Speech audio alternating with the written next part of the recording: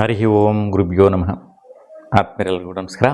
ಆತ್ಮೀಯರೇ, 2026 ಆಗಸ್ಟ್ ತಿಂಗಳು ನೋಡಿ. ಆಗಸ್ಟ್ ತಿಂಗಳಲ್ಲಿ ಆಷಾಢ ಮಾಸ ಮತ್ತು ಶ್ರಾವಣ ಮಾಸ ನೋಡಿ, ಎರಡೂ ಮಾಸಗಳು ಇರುವಂತಹದ್ದು ತುಂಬ ವಿಶೇಷ. ಮತ್ತು ಈ ಒಂದು ಆಷಾಢ ಮಾಸದಲ್ಲಿ ಒಂದು ದೇವಿ ಆರಾಧನೆ ಮಾಡ್ತಾ, ಶ್ರಾವಣ ಮಾಸದಲ್ಲಿ ಮಹಾಲಕ್ಷ್ಮಿ ಹಬ್ಬ ಬರುವಂತಹದ್ದು.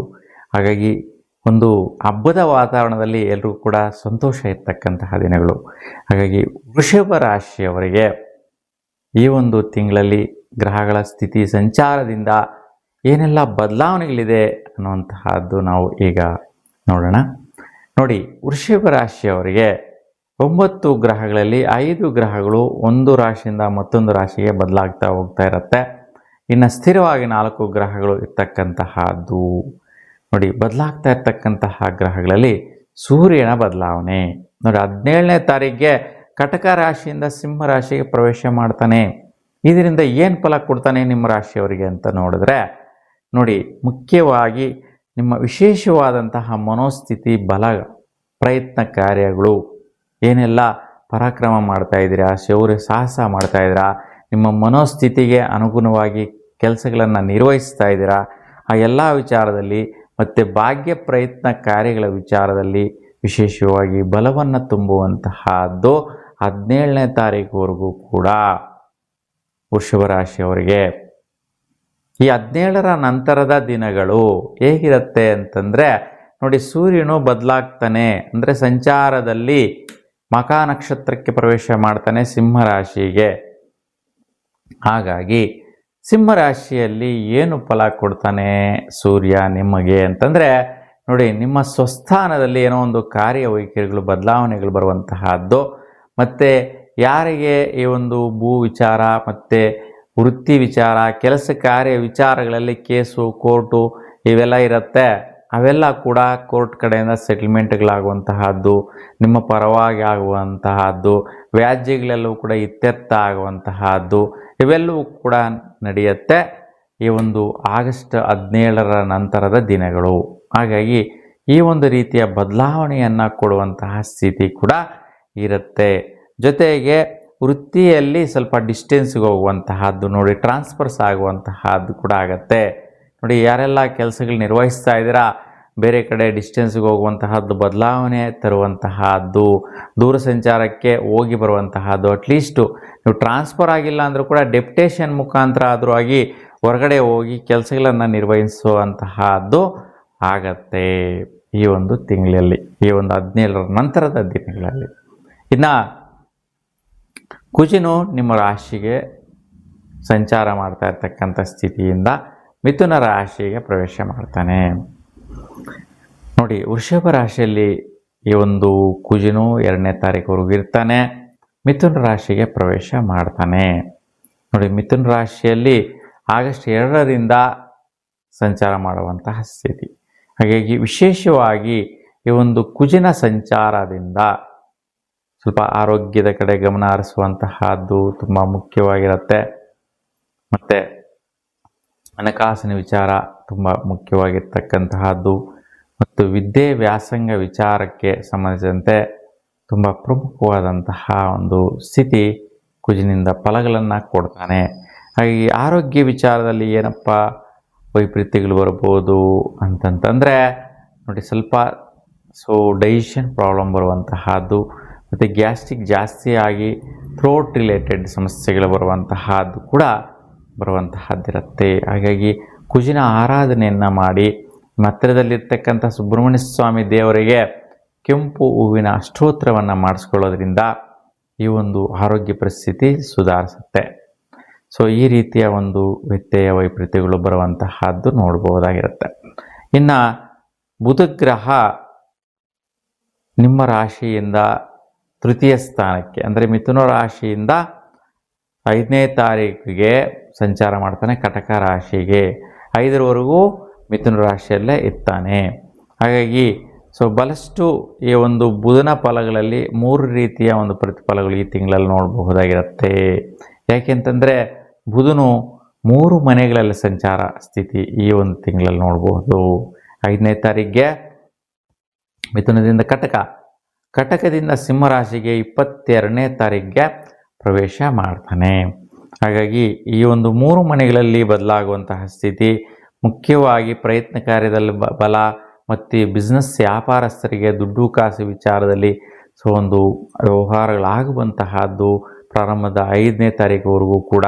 ಆನಂತರ ನಿಮ್ಮ ಮನಸ್ಥಿತಿಗೆ ಅನುಕೂಲವಾದಂತಹ ಒಂದು ಬಲಗಳು ಪ್ರಯತ್ನಗಳು ಅನುಕೂಲಿಸುವಂತಹ ಸ್ಥಿತಿ ವಿಶೇಷವಾಗಿ ಲಭಿಸುತ್ತೆ. ಮತ್ತು ಒಂದು ಭಾಗ್ಯ ಪ್ರಯತ್ನಗಳಿಗೆ ಅಂದರೆ ಇನ್ವೆಸ್ಟ್ಮೆಂಟ್ ಮಾಡುವಂಥದ್ದು, ಅಂದರೆ ಭೂಮಿಯನ್ನು ತಗೊಳ್ಳುವಂಥದ್ದಾಗಿರ್ಬೋದು, ಮನೆ ಕಟ್ಟೋದಕ್ಕೆ ಪ್ರಾರಂಭಿಸುವಂತಹದ್ದಾಗ್ಬೋದು, ಇವೆಲ್ಲದರೂ. ಯಾಕಂದರೆ ಶ್ರಾವಣ ಮಾಸ ಬರುತ್ತೆ ಅಂತಂದರೆ ಏನೋ ಒಂದು ಶುಭ ಕಾರ್ಯ ಮಾಡೋಣ ಅನ್ನುವಂತಹ ಒಂದು ಸ್ಥಿತಿ ಈ ಒಂದು ವೃಷಭ ರಾಶಿಯವರಿಗೆ ಬರುವಂತಹದ್ದಿರುತ್ತೆ. ಹಾಗಾಗಿ ಇಲ್ಲಿ ಬುಧನ ಫಲ ಈ ಒಂದು ವಿಚಾರಗಳಲ್ಲಿ ಫಲ ಕೊಡ್ತಾನೆ. ಇನ್ನು 22ರ ನಂತರದ ದಿನಗಳಲ್ಲಿ ನಮ್ಮ ಕುಟುಂಬದಲ್ಲಿ ಬಹಳಷ್ಟು ಬದಲಾವಣೆಗಳು ತರುವಂತಹದ್ದು, ವೃತ್ತಿಯಲ್ಲಿ ಬದಲಾವಣೆಗಳು ಆಗುವಂತಹದ್ದು ಕೂಡ ನೋಡ್ತೀರಾ. ಸೊ ಹಾಗಾಗಿ ಈ ಒಂದು ಬುಧನ ಒಂದು ಪ್ರತಿಫಲ ದೃಷ್ಟಿ ಸ್ಥಿತಿಯಿಂದ ವಿಶೇಷವಾಗಿ ಅನುಕೂಲಗಳು ಇರ್ತಕ್ಕಂಥದ್ದು.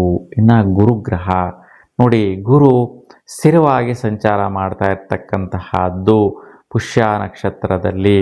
ಹಾಗಾಗಿ ಈ ಒಂದು ಗುರುವಿನ ಫಲ ಪ್ರಾರಂಭದಿಂದ 18ನೇ ತಾರೀಕುವರೆಗೂ ಒಂದು ಪುಷ್ಯ ನಕ್ಷತ್ರದಲ್ಲಿ ಸಂಚಾರ ಮಾಡುವಂತಹ ಸ್ಥಿತಿ, ವಿಶೇಷವಾಗಿ ಒಂದು ದೊಡ್ಡದಾದಂಥ ಪ್ರಯತ್ನಗಳಿಗೆ ಕೈ ಹಾಕುವಂತಹದ್ದು ಮತ್ತು ಶ್ರಮ ಪ್ರಯತ್ನದಿಂದ ಈ ಒಂದು ಪ್ರಯತ್ನಗಳನ್ನು ಸಾಧಿಸುವಂತಹದ್ದು, ಮತ್ತು ಆ ಒಂದು ಪ್ರಯತ್ನ ಬಲಗಳಿಂದ ಸ್ಥಿರವಾದ ರೀತಿಯಲ್ಲಿ ಅಂದರೆ ದೀರ್ಘಕಾಲಿಕವಾಗಿ ಆದಾಯಗಳನ್ನು ಸಂಪಾದಿಸುವಂತಹದ್ದು, ಅಂದರೆ ಆದಾಯ ಇನ್ಕಮ್ ಸೋರ್ಸ್ನ ಕ್ರಿಯೇಟ್ ಮಾಡಿಕೊಳ್ಳುವಂತಹ ಒಂದು ಬಲ ನಿಮಗೆ 18ರವರೆಗೂ ಕೂಡ ಗುರುವಿನಿಂದ ಸಿಗುವಂತಹದ್ದು ಈ ಒಂದು ತಿಂಗಳಲ್ಲಿ ಇರುತ್ತೆ.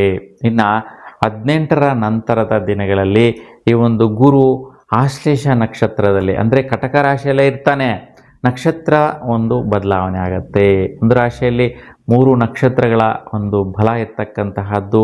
ಅದರಲ್ಲಿ ಈಗ ಗುರು ಯಾವ ನಕ್ಷತ್ರದಲ್ಲಿ ಸಂಚಾರ ಮಾಡ್ತಾ ಇದ್ದರೆ ಭೂಮಿಗೆ ಬರುವಂತಹ ಫಲ, ಅದರಲ್ಲೂ ನಿಮ್ಮ ರಾಶಿಗೆ ಬರುವಂತಹ ಫಲ ಏನಿದೆ ಅಂತ ನೋಡಿದ್ರೆ ನೋಡಿ, 18ನೇ ತಾರೀಕಿಗೆ ಆಗಸ್ಟ್ 18ಗೆಲ್ಲ ಈ ಒಂದು ಆಶ್ಲೇಷ ನಕ್ಷತ್ರಕ್ಕೆ ಹೆಜ್ಜೆ ಇಡ್ತಾನೆ ಒಂದು ಗುರುಗ್ರಹ. ಹಾಗಾಗಿ 18ನೇ ತಾರೀಕಿಂದ 22ನೇ ತಾರೀಕುವರೆಗೂ ಗುರು ಮತ್ತು ಬುಧ ಇತಿಯಾಗುವಂತಹ ಸ್ಥಿತಿ ತುಂಬ ಫಲವಾಗಿದೆ. ನೋಡಿ, ಕೆಲವೊಂದು ಸಮಯಗಳು ಕೆಲವೊಂದು ದಿನಾಂಕಗಳು ಬಹಳಷ್ಟು ಪ್ರಮುಖವಾದಂತಹ ಅಂಶವನ್ನು ಕೊಡುತ್ತೆ, ಬಹಳ ಬದಲಾವಣೆಯನ್ನು ತರುತ್ತೆ. ಹಾಗಾಗಿ ನೋಡಿದ್ರೆ 18ನೇ ತಾರೀಕಿಂದ 22ನೇ ತಾರೀಕುವರೆಗೂ ತುಂಬ ಒಳ್ಳೆಯ ರೀತಿಯ ಪ್ರತಿಫಲಗಳು ಸಿಗುವಂತಹದ್ದು. ಅಂದರೆ ಭೂಮಿ ವಿಚಾರ, ಬಿಸ್ನೆಸ್ ವಿಚಾರ, ಬೆಳೆಗಳು ಬೆಳೆಯುವಂಥ ವಿಚಾರ, ವೃಷಭ ರಾಶಿಯವರು ಈ ಒಂದು 5 ದಿನಗಳ ಕಾಲ 18, 19, 20, 21, 22 5 ದಿನಗಳ ಸಮಯದಲ್ಲಿ ಯಾವುದೇ ಬೆಳೆಯನ್ನು ನೀವು ಹಾಕಿ ನಿಮಗೆ ಜಯ ನಿಮಗೆ ಕಟ್ಟಿಟ್ಟ ಬುತ್ತಿ. ಏಕೆಂತಂದರೆ ಕೆಲವೊಂದು ಕ್ಷಣಗಳು ಕೆಲವೊಂದು ದಿನಗಳು ಬಹಳಷ್ಟು ಜಯವನ್ನು ತಂದು ಕೊಡುವಂತಹದ್ದು. ಅದರಲ್ಲೂ ಕೂಡ ವೃಷಭ ರಾಶಿಯವರಿಗೆ ಈ ಒಂದು ವಿಚಾರದಲ್ಲಿ ಈ ಒಂದು ಸಮಯದಲ್ಲಿ ಒಳ್ಳೆಯ ರೀತಿಯ ಆಗುವಂತಹದ್ದು ಇದೆ. ಹಾಗಾಗಿ ಮತ್ತು ಈ ಸಮಯದಲ್ಲಿ ಏನೇ ಒಂದು ಭೂಮಿ ವ್ಯವಹಾರ ಮಾಡಿ ನಿಮ್ಮ ಹತ್ರ ದುಡ್ಡೇ ಇಲ್ಲ ಅಂತಂದರೂ ಕೂಡ ಏನೋ ಒಂದು ಟೋಕನ್ ಅಡ್ವಾನ್ಸ್ ಕೊಟ್ಟರೆ ಸಾಕು, ಯಾವುದೋ ಒಂದು ರೀತಿಯಲ್ಲಿ ದುಡ್ಡು ಸಹಕಾರ ಆಗುತ್ತೆ, ಸಪೋರ್ಟ್ ಸಿಗತ್ತೆ, ಮುಂದುವರಿಸ್ತೀರಾ, ಒಂದು ಪ್ರಾಪರ್ಟಿ ಮಾಡುವಂತಹದ್ದು ಕೂಡ ನಡೆದೋಗುತ್ತೆ. ಹಾಗಾಗಿ ಆ ಒಂದು ಕೂಡ ಫಲ ನೀವು ನೋಡಬಹುದಾಗಿರುತ್ತೆ ಈ ಒಂದು ಸಮಯದಲ್ಲಿ. ಸೊ ಇನ್ನು ಗುರು ಇನ್ನು ಏನೆಲ್ಲ ಫಲ ಕೊಡ್ತಾನೆ ಅಂತಂದರೆ, ಮುಖ್ಯವಾಗಿ ಭಾಗ್ಯ ಫಲಗಳು ಅಂತಂದರೆ ಏನೋ ಒಂದು ಘನತೆ, ಗೌರವ, ಸ್ಥಾನಮಾನ, ಅವಕಾಶಗಳು, ಮತ್ತು ನಿಮ್ಮ ತಂದೆ ಸ್ಥಾನದಲ್ಲಿರ್ತಕ್ಕಂಥವ್ರು ಯಾರಿದ್ದಾರೆ ಅವರಿಗೆ ಬಲ ಒಳ್ಳೆಯದು ಆಗುವಂತಹದ್ದು ಕೂಡ ನಡೆಯುತ್ತೆ. ಮತ್ತು ನಿಮಗೆ ಆದಾಯಗಳು ಬರುವಂತಹದ್ದು ಕೂಡ ದೊಡ್ಡ ಮೊತ್ತದಲ್ಲಿ ಆದಾಯಗಳನ್ನ ಗಳಿಸುವಂತಹದ್ದು ಕೂಡ ಸಿಗತ್ತೆ. ಜೊತೆಗೆ ವಿವಾಹ ವಿಚಾರ ನೋಡಿ, ದಾಂಪತ್ಯ ಸೌಖ್ಯ ವಿಚಾರಕ್ಕೆ ಸಂಬಂಧಿಸಿದಂತೆ ಗುರುವಿನ ಅನುಗ್ರಹ ತುಂಬ ಚೆನ್ನಾಗಿರುತ್ತೆ. ಹಾಗಾಗಿ ದಾಂಪತ್ಯ ಯಾರೆಲ್ಲ ವಿವಾಹ ಆಗಬೇಕು ಅಂತೀರ ಅಂಥವ್ರಿಗೆ ವಿವಾಹ ಜೀವನ ಸಿಗುವಂತಹದ್ದು, ದಂಪತಿಗಳಿಗೆ ದಾಂಪತ್ಯದಲ್ಲಿರ್ತಕ್ಕಂಥವರಿಗೆ ಒಳ್ಳೆ ರೀತಿ ಫಲ ಸಿಗುವಂತಹದ್ದು ಇರುತ್ತೆ. ಇನ್ನು ಶುಕ್ರನ ಸಂಚಾರ ನೋಡಿ, ಶುಕ್ರ ಗ್ರಹ ಆಗಸ್ಟ್ 1ನೇ ತಾರೀಕಿಗೆ ಸಿಂಹರಾಶಿಯಿಂದ ಕನ್ಯಾ ರಾಶಿಗೆ ಪ್ರವೇಶ. ಹಾಗಾಗಿ ಈ ಒಂದು ಕನ್ಯಾ ರಾಶಿಯಲ್ಲಿ ಸಂಚಾರ ಮಾಡುವಂತಹ ಶುಕ್ರನು ಶೂನ್ಯ ಸ್ಥಿತಿಯ ಫಲ. ಯಾಕೆಂತಂದರೆ ನೀಚ ಸ್ಥಿತಿಯಲ್ಲಿ ಸಂಚಾರ ಮಾಡುವಂತಹ ಸ್ಥಿತಿ ಇರ್ತಕ್ಕಂತಹದ್ದು.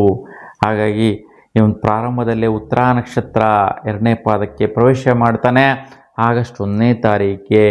ಹಾಗಾಗಿ ಬಹಳಷ್ಟು ಕ್ರಿಯಾಶೀಲವಾದಂಥ ಕೆಲಸ ಕಾರ್ಯಗಳು ನಿಷ್ಫಲ ಆಗುವಂತಹದ್ದು. ಮತ್ತು ಯಾರೆಲ್ಲ ವಿದ್ಯಾರ್ಥಿಗಳಿದ್ದೀರಾ ಅವರಿಗೆ ಅಂದುಕೊಂಡಂತಹ ಕಾಲೇಜುಗಳಲ್ಲಿ ಸೀಟ್ ಸಿಗದಿರಾ ಒಂದು ದ್ರೋಹ ಆಗುವಂತಹದ್ದು. ಕೆಲವೊಂದು ಕಡಿಮೆ ಪರ್ಸೆಂಟೇಜಲ್ಲಿ 1% ಹೋಯಿತು, ಸೊ ಲಿಮಿಟೇಷನಲ್ಲಿ ಹೋಯಿತು, ಯಾವುದೋ ಒಂದು ರೀಸನ್ ಹೇಳುವಂತಹದ್ದು. ಸೊ ನಮಗೆ ಕ್ಯಾಸ್ಟು ವೈಬ್ರೇಷನ್ ಬಂತು ಅಥವಾ ಇನ್ಕಮ್ ಸೋರ್ಸು, ಇನ್ಕಮ್ ಸರ್ಟಿಫಿಕೇಟು ವೈಪರೀತ್ಯ ಇತ್ತು, ಏನೋ ಒಂದು ರೀಸನ್ಗಳು ಹೇಳ್ತಾರೆ. ಆ ರೀತಿಯ ವೈಪರೀತ್ಯಗಳು ಆಗಿಬಿಡುವಂತಹದ್ದು. ಕಾಲೇಜುಗಳು ನೀವು ಅಂದ್ಕೊಂಡಂತಹ ಸ್ಥಾನದಲ್ಲಿ ಸೀಟ್ ಸಿಗದಿರಾ ವಂಚನೆ ಆಗುವಂತಹ ಸ್ಥಿತಿ ಇರುತ್ತೆ. ಹಾಗಾಗಿ ಆಗಸ್ಟ್ 1ರಿಂದ ಶುಕ್ರನ ಪರಿಹಾರ ಮಾಡಿ. ಶುಕ್ರ ಅಂತಂದರೆ ಒಂದು ದೇವಿ ಅಮ್ಮನವರ ದರ್ಶನ ಮಾಡಿ ಒಂದು 6 ದಿನಗಳ ಕಾಲ ನೀವು ಪರಿಪೂರ್ಣವಾಗಿ ದೇವಿಗೆ ಕುಂಕುಮ ಸ್ತೋತ್ರ ಮಾಡಿಸ್ಕೊಳ್ಳೋದ್ರಿಂದ, ಆ ಕುಂಕುಮವನ್ನು ಈ ತಿಂಗಳ ಪೂರ್ತಿ ನೀವು ಹಣೆಯಲ್ಲಿಟ್ಕೊಳ್ಳೋದ್ರಿಂದ ನಿಮಗೆ ಶುಕ್ರನ ಅನುಗ್ರಹ ಅಂದರೆ ದೇವಿಯ ಅನುಗ್ರಹ ಸಿಗತ್ತೆ. ಇಲ್ಲ ಇದೂ ಮಾಡೋಕ್ಕಾಗಲ್ಲ ಅಂದರೆ ನಿಮ್ಮ ಮನೆಯ ಪೂರ್ವ ಭಾಗದಲ್ಲಿ ಒಂದು ತಟ್ಟೆನಲ್ಲಿ ನೀರು ಇಟ್ಟು ಅದರ ಮೇಲೆ ತುಪ್ಪದ ದೀಪವನ್ನು, ಒಂದು ತಂಬಿಟ್ಟು ದೀಪವನ್ನು ಇಟ್ಟು ಬೆಳಗಿಸಿದ್ರೆ ನಿಮಗೆ ಶುಕ್ರನ ಬಲ ತುಂಬ ಚೆನ್ನಾಗಿ ಸಿಗತ್ತೆ. ಈ ಒಂದು ರೀತಿಯ ತೊಂದರೆಗಳಿಂದ ನಿವಾರಣೆಯಿಂದ ಹೊರಗಡೆ ಬರುವಂತಹ ಅವಕಾಶ ಇರುತ್ತೆ. ಇನ್ನು ಶನಿಯ ಫಲ ನೋಡಿದ್ರೆ ಮುಖ್ಯವಾಗಿ ನಾನು ಹೇಳಿದೆ ಆದಾಯ ಫಲಗಳು ಚೆನ್ನಾಗಿದೆ ಅಂತೇಳಿ ಹೇಳಿದೆ. ಮತ್ತು ಭಾಗ್ಯ ಪ್ರಯತ್ನಗಳು ನಿಮ್ಮ ತಂದೆ ಸ್ಥಾನಕ್ಕೆ ಬಹಳಷ್ಟು ಆದಾಯಗಳು ಗಳಿಸುವಂತಹದ್ದು ಕೂಡ ಬರ್ತಾ ಇರುತ್ತೆ.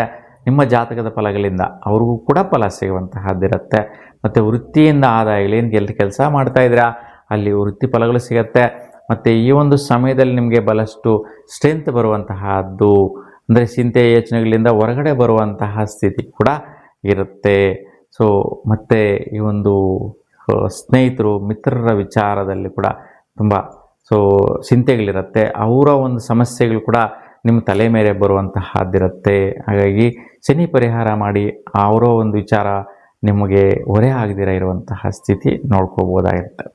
ರಾಹು ಕೇತುಗಳ ಪ್ರಭಾವ ನೋಡಿದ್ರೆ ಮುಖ್ಯವಾಗಿ ಹಣಕಾಸಿನ ವಿಚಾರ ಮತ್ತು ವೃತ್ತಿ ವಿಚಾರ ಆಗಿಬಿರ್ಬೋದು. ಮತ್ತು ಮುಖ್ಯವಾಗಿ ವಿದ್ಯಾರ್ಥಿಗಳಿಗೆ ದೂರ ಸಂಚಾರದಲ್ಲಿ ಕಾಲೇಜುಗಳಿಗೆ ಸೀಟ್ ಸಿಗುವಂತಹ ವಿಚಾರ ಆಗಿಬಿರ್ಬೋದು. ಸೊ ಈ ವಿಚಾರಗಳಲ್ಲಿ ವೈಪರೀತ್ಯ ಮತ್ತು ದಂಪತಿಗಳಿಗೆ ಸ್ವಲ್ಪ ಕಸಿವಿಸಿಗಳು ಉಂಟಾಗುವಂತಹದ್ದು. ಎಲ್ಲೋ ಹೊರಗಡೆ ಹೋಗಿರ್ತೀರ, ಏನೋ ಕಳ್ಕೊಂಡು ಬಿಡೋದು, ಮಿಸ್ಟೇಕ್ ಮಾಡ್ಕೊಂಡ್ಬಿಡೋದು, ಮತ್ತು ನಿಮಗೆ ಮನಸ್ಥಿತಿಗಳು ಸರಿ ಇಲ್ದಿರ ಆಗುವಂತಹದ್ದು, ತಲೆನೋವು ಬರುವಂತಹ ಸ್ಥಿತಿಗಳು ಬರುವಂತಹದ್ದಿರುತ್ತೆ. ಹಾಗಾಗಿ ದುರ್ಗಾದೇವಿ ದರ್ಶನ ಮಾಡಿ ಈ ರಾಹು ದೋಷ ಪರಿಹಾರ ಆಗುತ್ತೆ. ಇನ್ನು ಕೇತುವಿನ ಪ್ರಭಾವ ನೋಡಿದ್ರೆ ಮುಖ್ಯವಾಗಿ ಕುಟುಂಬದಲ್ಲಿ ಏನೋ ಒಂದು ರೀತಿ ಅಸಮಂಜಸ ಸ್ಥಿತಿ, ಒಂದು ಅಂದರೆ ವ್ಯವಹಾರ ಗಲಾಟೆ ಆಗುವಂತಹದ್ದು, ಏನೋ ಒಂದು ವಿಚಾರಕ್ಕೆ ಕ್ಷುಲ್ಲಕ ವಿಚಾರಕ್ಕೆ ಟೆನ್ಷನ್ ತಗೊಳ್ಳುವಂತಹದ್ದು, ಕೋಪ ತಾಪಗಳು ಬರುವಂತಹ ಸಾಧ್ಯತೆಗಳು ಇರುತ್ತೆ. ಸೊ ಮತ್ತು ಆರೋಗ್ಯ ವಿಚಾರ ಬೈ ಮಿಸ್ಟೇಕಾಗಿ ಕಾಲು ಜಾರಿ ಬಿದ್ದು ತಗಲಿಸ್ಕೊಂಡು ಪೆಟ್ಟಾಗುವಂತಹದ್ದು, ಮತ್ತು ನೀವು ನಿಂತಿದ್ದರೂ ಕೂಡ ಯಾರೋ ಬಂದು ಹೊಡೆದು ನಿಮಗೆ ಆಕ್ಸಿಡೆಂಟ್ಸ್ ಆಗಿ ಕೈಕಾಲು ಮುರ್ಕೊಳ್ಳುವಂತಹದ್ದು, ನರಗಳಿಗಾಗಲಿ ಬೋನ್ಸ್ಗಾಗಲಿ ಪೆಟ್ಟಾಗುವಂತಹದ್ದಿದೆ. ಹಾಗೆ ಗಣಪತಿಯ ದರ್ಶನ ಮಾಡಿ ಈ ಒಂದು ವೈಪರೀತ್ಯ ಅವಾಯ್ಡ್ ಆಗುತ್ತೆ. ಸೊ ಇನ್ನು ಮುಖ್ಯವಾಗಿ ವೃತ್ತಿಯಲ್ಲಿ ಸ್ವಲ್ಪ ಜಾಗೃತಿಯಿಂದ ನಾವು ಹತ್ರ ಬೀಳೋದು, ಸ್ವಲ್ಪ ಕೇಸು ಕೋರ್ಟು ಟೆನ್ಷನ್ಗಳು ಬೀಳುವಂಥದ್ದು, ಬೇರೆ ಯಾರದೋ ಒಂದು ವ್ಯವಹಾರ ನಿಮ್ಮ ತಲೆ ಮೇಲೆ ಹಣೆಗೆ ಕಟ್ಟುವಂತಹ ಸ್ಥಿತಿ ಕೂಡ ಉಂಟಾಗುವ ಸಾಧ್ಯತೆಗಳು ಇರುತ್ತೆ. ಮತ್ತು ಸ್ವಲ್ಪ ಅನವಶ್ಯಕವಾದ ಒಂದು ಸಾಲವನ್ನು ತೀರಿಸುವಂತಹದ್ದು ನೋಡಿ, ಯಾರದೋ ಕಮಿಟ್ಮೆಂಟು ನೀವು ಜವಾಬ್ದಾರಾಗಿ ಕಟ್ಟುವಂತಹದ್ದು, ತೀರಿಸುವಂತಹದ್ದು, ಇದು ಕೂಡ ಆಗುವಂತಹದ್ದಿರುತ್ತೆ. ಹಾಗಾಗಿ ಗಣಪತಿಯ ದರ್ಶನ ಮಾಡಿ ಎಲ್ಲದಕ್ಕೂ ಕೂಡ ಒಳ್ಳೆಯ ಪ್ರತಿಫಲ ನೀಡ್ತಾನೆ. ನಿಮ್ಮೆಲ್ರಿಗೂ ಕೂಡ ವೃಷಭ ರಾಶಿಯವರೆಗೆ ತಿಂಗಳೆಲ್ಲ ಕೂಡ ಶುಭವಾಗಲಿ ಅಂತ ಬಯಸ್ತಾ, ನಿಮ್ಮ ಇಷ್ಟ ದೇವರ ಅನುಗ್ರಹ ಸಿಗಲಿ ಅಂತ ಭಗವಂತನಲ್ಲಿ ಪ್ರಾರ್ಥಿಸ್ತಾ, ಎಲ್ರಿಗೂ ಕೂಡ ಶುಭವಾಗಲಿ. ನಮಸ್ಕಾರ.